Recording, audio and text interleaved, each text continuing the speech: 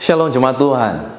Dalam episode kali ini kita akan belajar satu topik firman Tuhan yang saya beri judul adalah The Mystery of Life. Misteri kehidupan. Mazmur pasal 73 ayat 12, lalu loncat ayat 16 sampai 17. Sebetulnya ayat ini panjang, tapi kita langsung masuk kepada intinya. Di sana dikatakan, sesungguhnya itulah orang-orang fasik. Mereka menambah harta benda dan senang selamanya. Tetapi ketika aku bermaksud untuk mengetahuinya, hal itu menjadi kesulitan di mataku sampai aku masuk ke dalam tempat kudus Allah dan memperhatikan kesudahan mereka. Bingung saudara gitu ya. Kalau kita lihat, kita ngerasa bingung. Kenapa? Kenapa orang yang hidupnya nggak bener, kok makin diberkati. Enak banget ngomong sembarangan gitu ya. Kita yang sungguh-sungguh kayaknya diproses terus gitu ya. Itu orang nggak bener hidupnya, nipu, tapi enak, tapi rasanya ada terjadi kesenjangan, kontras luar biasa. Mungkin kita sampai berkata, apa sih maksud hidup ini? Ya, sampai kita bingung menemukan arti hidup ini. Tetapi banyak hal memang kita nggak bisa ngerti. Tetapi lihat bahwa pemazmur pun dulu sempat ngalami satu dilema, situasi di mana hatinya bergejolak. Karena dia melihat orang fasik justru diberkati, orang benar ngalami sengsara. Tetapi justru di sana dia pakai konklusi adalah sampai aku masuk ke dalam tempat kudus Allah. Waktu kita mulai mengubah sudut pandang kita, keberadaan eksistensi kita yang tadinya ada di dalam dunia, kita masuk ke dalam tempat kudus Allah. Ya, tadi yang kita melihat hal-hal dunia, orang fasik begini, orang fasik begitu. Tapi kita mulai saat ini pindah, ya, kita masuk ke tempat kudus Allah. Berarti kekudusan Allah ada di sana. Dan ternyata Tuhan akan menuntun kita untuk melihat bagaimana kesudahan mereka. Ingat, garis finish itu bukan di bumi, saudara. Garis finish itu di sorga, di alam baka, di alam kekal. Itu garis finish. Di bumi ini belum finish. Kalau kita melihat orang fasik malah berfoya-foya bla bla bla bla, itu belum finish.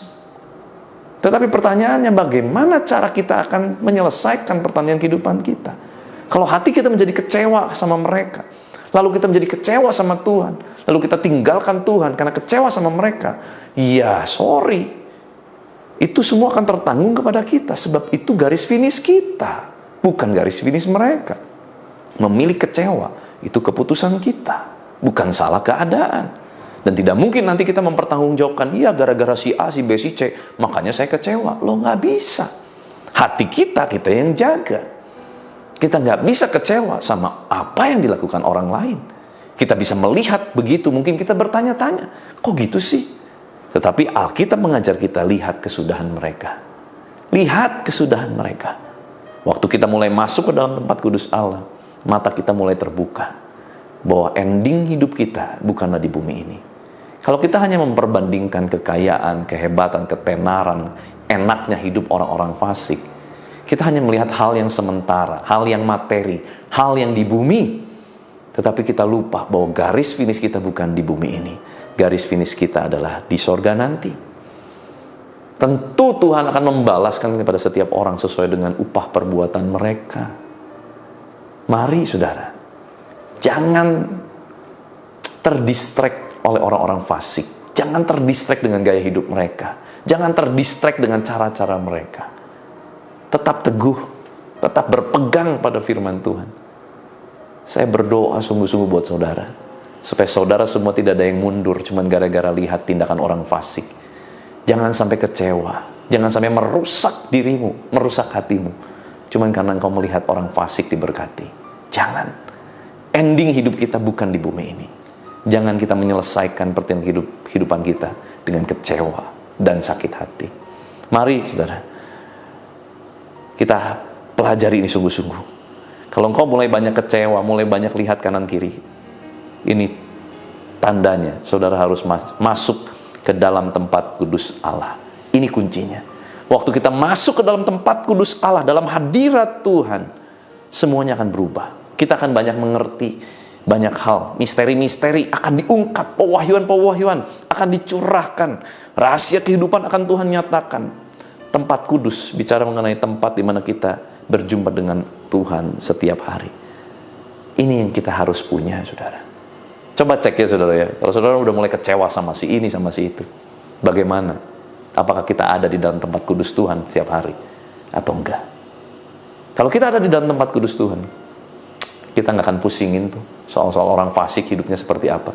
Sebab semua orang pasti ada upahnya. Dan masing-masing akan berhadapan dengan Sang Pencipta. Izinkan saya berdoa buat saudara ya. Tuhan, terima kasih buat firman-Mu mengajar, mengingatkan, dan menegur kami. Hari ini Tuhan, kami dibukakan sesuatu yang luar biasa. Kami tidak akan mengarahkan pandangan kami hanya terus melihat orang lain yang diberkati padahal hidupnya nggak benar. Tetapi kami mau belajar mulai masuk di dalam tempat kudus Allah. Dan kami akan mulai mengerti banyak hal. Banyak misteri-misteri ilahi yang akan disingkapkan dalam kehidupan kami. Kami percaya Tuhan, semua yang masih misteri bagi kami, Tuhan, Kau tahu semua jawabannya. Dan tidak semua hal kami perlu tahu jawabannya, sebab kami percaya yang Engkau berikan, yang Engkau lakukan dalam kehidupan kami adalah yang terbaik untuk kami. Terima kasih Tuhan, berkati setiap umat-Mu. Pulihkan mereka dari rasa kecewa, sakit hati.